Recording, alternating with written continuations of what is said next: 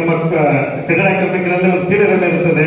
ನಾವು ಎಲ್ಲೋ ಗುರುತಿಸ್ಕೋಬೇಕಾದ್ರೆ ಗುರುತಿಸ್ಕೊಳಕ್ ಹೋಗಲ್ಲ. ನಾನು ನೆಲ್ಲಿಕಸ್ಕರ ಕನ್ನಡ ಕಾರ್ಮಿಕ ಅನ್ನೋ ಒಂದು ಕೀಳರಿಮೆ ಇರ್ತದೆ. ಅದ್ರ ಬಿಟ್ಟು ನಾವೆಲ್ಲ ಮುಂದೆ ಬಂದು ಒಂದು ಒಗ್ಗಟ್ಟಿನ ಕೆಲಸ ಮಾಡಬೇಕು ಅಂತಂದ್ರೆ ಈ ರೀತಿಯ ಒಂದು ಸಂಘಟನೆ ಬೇಕು. ಆ ಸಂಘಟನೆಯನ್ನ ನೇತೃತ್ವವನ್ನು ವಹಿಸಿ ಮುಂದಾಳತ್ವವನ್ನು ವಹಿಸಿ ಆಂಟೋನಿಯವರು ನಿಂಗೇಗೌಡರು ಮಾಡ್ತಾ ಇದ್ದಾರೆ. ಅವರಿಗೆ ಮೊದಲನೇದಾಗಿ ಅಭಿನಂದನೆ ನಾನು ಸಲ್ಲಿಸ್ತೀನಿ. ಮತ್ತೆ ಇವತ್ತಿನ ಕಾರ್ಯಕ್ರಮಕ್ಕೆ ಯಾರ್ಯಾರು ಇರಬೇಕು ಅವರೆಲ್ಲ ಇದ್ದಾರೆ. ಈಗ ವೇದಿಕೆ ಕಾರ್ಯಕ್ರಮಕ್ಕೆ ಅವರು ಇಲ್ಲಿ ಯಾವುದೋ ಕುಗ್ರಾಮದಿಂದ ಹುಟ್ಟಿ ಇವತ್ತು ಇಡೀ ಆಸ್ಪತ್ರೆನ ಬೆಂಗಳೂರು ಆಸ್ಪತ್ರೆನ ಇಡೀ ವಿಶ್ವದಲ್ಲಿ ಹೃದಯ ತಜ್ಞರಂತ ಆದ್ರದ್ದು ಏನಕ್ಕೆ ಅಂದ್ರೆ ಅವ್ರ ಇಚ್ಛಾಶಕ್ತಿ ಇತ್ತು. ಅವರು ನಮ್ಗಳ ತರ ಯಾವ್ದಾದ್ರು ಕೀಳರಿಮೆ ಇದ್ರೆ ಅಥವಾ ಯಾವ್ದಾದ್ರು ಬೇಡ ಕೆಟ್ಟ ಅಭ್ಯಾಸ ಇದ್ದು ಅವ್ರು ಕೂತ್ಕೊಂಡಿಲ್ಲ ಅವ್ರು ಬರ್ತಾ ಇದ್ರ ಅವ್ರು ಮೊದಲು ಬೆಳೆದು ಹೇಗೆ ಸೂರ್ಯ ಬೆಳಗ್ತಾರೆ ಹಾಗೆ ಕೆಲವೊಂದು ಜನಗಳಿಗೆ ನಮಗೆ ನಿಜವಾಗ್ಲೂ ಅವರೇ ಏನಾದ್ರು ಸಾಧಕರಾಗಿದ್ರೆ ಅವರೇ ಸೂರ್ಯ ಆಗಿರ್ತಾರೆ. ಅವರ ಸಾಧಕರು ಡಾಕ್ಟರ್ ರಾಜ್ಕುಮಾರ್ ಇರ್ಬೋದು, ನಾಲ್ವಡಿ ಕೃಷ್ಣರಾಜ ಒಡೆಯರ್ ಇರ್ಬೋದು, ಸಂದರ್ಭಗಳಲ್ಲಿ ನಾವು ನೆನೆಸ್ಕೋಬೇಕು. ನೆಕ್ಸ್ಟ್ ಇಯರ್ ನಲ್ಲಿ 8th, 9th, 10th ಅವಕಾಶ ಮಾಡಿಕೊಡಿ ಅಂತ ಈಗಾಗಲೇ ಅವ್ರ ಕಂಪ್ನಿಯವ್ರಿಗೂ ಕೂಡ ನಾನು ರಿಕ್ವೆಸ್ಟ್ ಮಾಡಿದ್ದೀನಿ. ಅವ್ರ ಭರವಸೆಯನ್ನು ಕೂಡ ನೀಡಿದ್ದಾರೆ ಅಂತಕ್ಕಂಥ ಮಾತನ್ನು ಕೂಡ ನಾನು ಈ ಸಂದರ್ಭದಲ್ಲಿ ಹೇಳಿ, ಇವತ್ತೇನು ನಮ್ಮ ಆಂಟೋನಿ ನಿಂಗೇಗೌಡರು ಎಲ್ಲ ನಾಯಕತ್ವದ ಅಡಿನಲ್ಲಿ ನಿಮ್ಮೆಲ್ಲರ ಸಾಮೂಹಿಕ ನಾಯಕತ್ವದಲ್ಲಿ ಒಂದು ಒಳ್ಳೆ ಕಾರ್ಯಕ್ರಮ ಇಲ್ಲಿ ಜರುಗಿದೆ.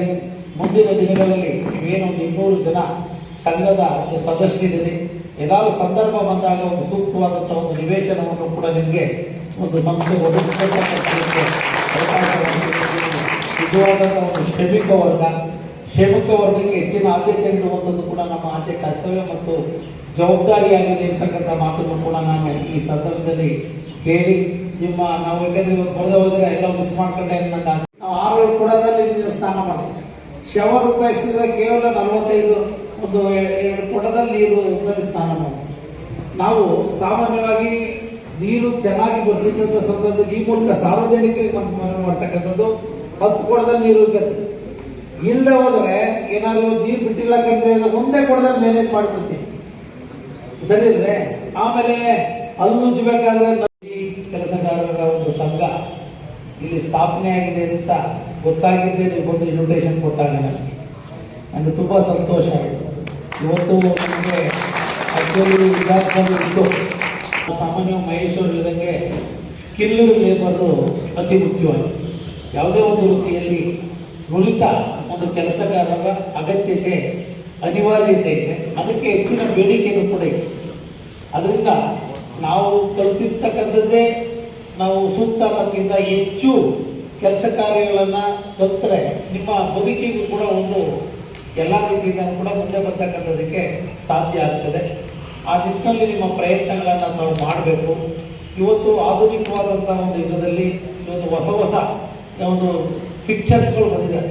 ಸಾಮಾನ್ಯ ಹೊಸ ಇವೆಲ್ಲ ಪಿಕ್ಚರ್ಸ್ ಆ ಸಂದರ್ಭದಲ್ಲಿ ನೀವು ನುರಿತ ಕೆಲಸಗಾರರಾದರೆ ಅವೆಲ್ಲವೂ ಕೂಡ ಕಲಿತು ಕೆಲಸ ಮಾಡ್ತಕ್ಕಂಥದಕ್ಕೆ ಸಾಧ್ಯ. ಇವತ್ತೇನಾಗಿದೆ ಅಂದರೆ ಸಾಮಾನ್ಯವಾಗಿ ನನಗೆ ತಿಳಿದಿರೋ ಮಟ್ಟಿಗೆ ಉತ್ತರ ಭಾರತದಿಂದ ಹೆಚ್ಚು ಕಾರ್ಮಿಕರು ಇವತ್ತು ನಮಗೆ ದಕ್ಷಿಣ ಭಾರತಕ್ಕೆ ವಲಸೆ ಬರ್ತಾ ಇದೆ.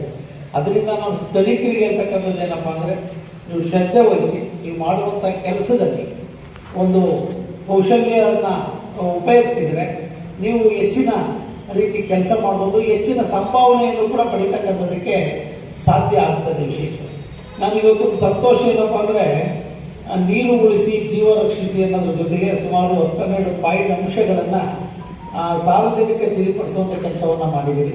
ನಾನು ನಿಮಗೆ ವೈಯಕ್ತಿಕವಾಗಿ ಅಭಿನಂದನೆಗಳನ್ನು ಸಲ್ಲಿಸುತ್ತೇನೆ. ನೀರು ಅತ್ಯಮೂಲ್ಯವಾದಂಥ ಒಂದು ಆಸ್ತಿನ ನೀರನ್ನು ಉಳಿಸಿ ಮುಂದಿನ ಪೀಳಿಗೆಯನ್ನು ರಕ್ಷಿಸಿ ಇರ್ತಕ್ಕಂಥ ಒಂದು ಸ್ಲೋಗನ್ ಇದೆ. ಯಾಕಂದರೆ ಏನಿಂದ ಹೋದರೂ ಇರ್ಬೋದು, ನೀರಿಲ್ಲವರು ಬದುಕಕ್ಕಾಗಲ್ಲ. ಏನಿಂದ ಹೋದರೂ ಇದಕ್ಕೂ ಬರ್ಬೋದು ಅಲ್ವಾ? ನೀರಿಲ್ಲವರು ಖಂಡಿತ ಬದುಕನ್ನು